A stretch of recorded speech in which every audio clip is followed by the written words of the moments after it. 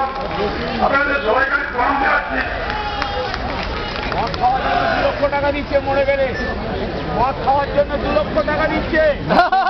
34 বছর ধরে পশ্চিমবাংলায় এক অরাজক বদভ্রান্তের সরকার বাংলায় কাজ করেছে। শিল্প শেষ, সংস্কৃতি শেষ, শিক্ষার গরিমা বাংলা থেকে উধাও হয়ে গিয়েছে। কর্মসংস্থান নেই, মহিলাদের সম্মান নেই। এক অরাজক অবস্থা থেকে মুক্তি পাওয়ার জন্য বাংলার মানুষ পরিবর্তন সাধন করেছে। বাংলা এক নতুন সরকার এসছে।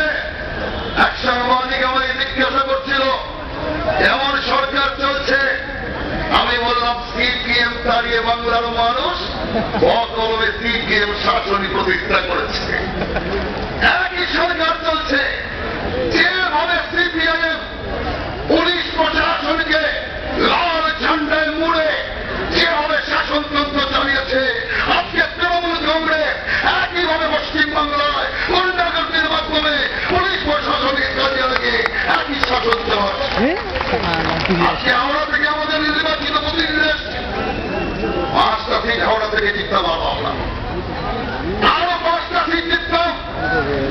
আমরা হাওড়ার পুলিশ আধিকারিকদের কাছে আগের দিন আমাদের প্রতিনিধিরা দেখা করেছিল যে আর কিছু চাই না, আমরা নিরপেক্ষ ইলেকশন চাই।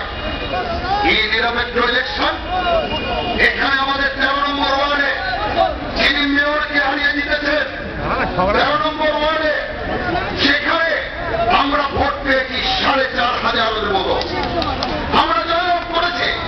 কিন্তু 15 নম্বর ওয়ার্ডে আমরা 7,500 ভোট পেয়েছি, তাও আমরা জিততে পারিনি।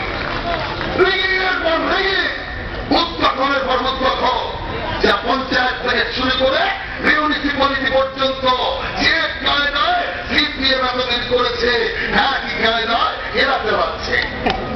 চলবে না কেন? সিপিএম এর গুন্ডাগুলোর কারিগরগুলো তো সব এখন টিভি রাজ করে।